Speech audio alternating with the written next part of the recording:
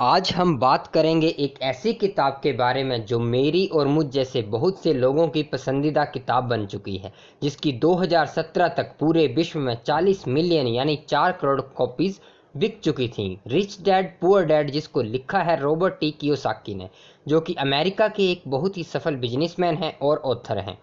Kiyosaki जी rich global LLC और rich dad company चलाते हैं, जो कि लोगों को फाइनेंशियल एजुकेशन और बिजनेस एजुकेशन देती है अपनी वीडियोस और किताबों के जरिए। इस वीडियो में रिच डैड पुअर डैड की ब्रीफ समरी देने की कोशिश की गई है। ये किताब हर इंसान के लिए है, फिर चाहे वे बिजनेसमैन हो या नौकरी करता हो। इस किताब के पहले ही पन्ने में कुछ बड़े उद्योगपतियों एवं लेखकों आदि ने रिव्यू दिए हैं, जो कि बहुत ही रोचक हैं। वे आपको बताता हूँ। Mark Victor Hansen, New York Times. इनका कहना है कि अगर आपको अंदर की बात जाननी हो कि किस तरह अमीर बना जाए और बना रहा जाए, तो ये पुस्तक जरूर पढ़ें। अपने बच्चों को रिश्वत दें, पैसे की भी रिश्वत, अगर इसके बिना काम ना चले, ताकि वे भी इसे पढ़ें। Sue Brown, tenant check of America के प्रेसिडेंट। काश मैंने ये पुस्तक अपनी जवानी में पढ़ी होती, या शायद इससे भी अच्छा ये होता कि ये पुस्तक मेरे माता पिता ने पढ़ी होती। ये तो इस तरह की पुस्तक है कि आप इसकी एक एक कॉपी अपने हर बच्चे को देते हैं और कुछ कॉपी खरीद कर रख लेते हैं, ताकि जब आपके नाती पोते हों और वे 8 या 9 साल के हो जाएं तो आप इसे उपहार में दे सकें। ऐसे बहुत से रिव्यू इस किताब के पहले पन्ने पे दिए गए हैं, जिनको पढ़कर इस किताब को पढ़ने की उत्सुकता और भी बढ़ जाती है। अब बात करते हैं कि इस बुक का नाम रिच डैड पुअर डैड क्यों है। दरअसल इस किताब के लेखक रॉबर्ट टी कियोसाकी जी के अपने डैड और उनके एक मित्र के डैड के ऊपर लिखी है। लेखक के डैड, जिन्हें इस किताब में पुअर डैड कहा गया है, वे पीएचडी थे और कॉलेज में प्रोफेसर थे, जबकि अमीर डैड 8वीं फेल थे और बिजनेसमैन थे, परंतु दोनों ने ही अपने जीवन में बहुत संघर्ष किया था। रॉबर्ट के अपने डैड उन्हें पढ़ाई करने के लिए फोर्स करते थे। उनका मानना था कि एक सुरक्षित जीवन जीने के लिए पढ़ाई करना और एक अच्छी नौकरी हासिल करना बहुत ज़रूरी है, जबकि उनके अमीर डैड का मानना था कि ऐसा काम करो कि आप लोगों को नौकरी दे सको। उनके पुअर डैड का मानना था कि पैसे का मोह ही सभी बुराइयों की जड़ है, जबकि दूसरे का मानना था कि पैसे की कमी ही सभी बुराइयों की जड़ है। इसी तरह के दो विरोधाभासी विचारों में बड़े हुए रॉबर्ट टी कियोसाकी ने यह पुस्तक लिखी, जिसका शीर्षक दिया गया रिच डैड पुअर डैड। उनके अमीर डैड पढ़ाई के विरोध में नहीं थे, बस उनका कहना था कि स्कूल में बच्चों पैसे का इस्तेमाल कैसे करना चाहिए और पैसे के लिए काम करने के बजाय किस प्रकार पैसे को अपने लिए काम पे लगाया जाए, इसके बारे में शिक्षा देनी चाहिए।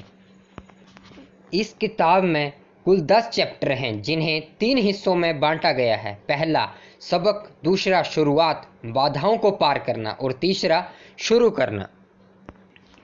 इस किताब को जैसे जैसे पढ़ते जाते हैं, वैसे वैसे ही किताब में इंटरेस्ट बढ़ता जाता है। शुरू में ये किताब आपको बोरिंग या बिल्कुल बकवास लग सकती है, क्योंकि शुरुआत में इस किताब में शिक्षा के बारे में बताया गया है। क्योंकि जिस चीज़ के बारे में हमने सारी ज़िंदगी पढ़ा हो या हमारे माता पिता ने जो सिखाया हो, जब कोई उसके खिलाफ बोलेगा या लिखेगा तो बुरा लगना स्वाभाविक है। लेकिन जैसे ही आप दूसरा या तीसरा चैप्टर को पढ़ने लगते हैं, आपके दिमाग से काफ़ी शंकाएं दूर हो जाती हैं और आपको किताब को पढ़ने का और भी मज़ा आने लगता है। किताब में लेखक के पुअर डैड बार बार ये कहते थे कि मैं ये अफोर्ड नहीं कर सकता, जबकि उनके रिच डैड कहते थे कि कभी भी ये मत सोचो कि मैं अफोर्ड नहीं कर सकता, ये सोचो कि इसे कैसे खरीदा जा सकता है।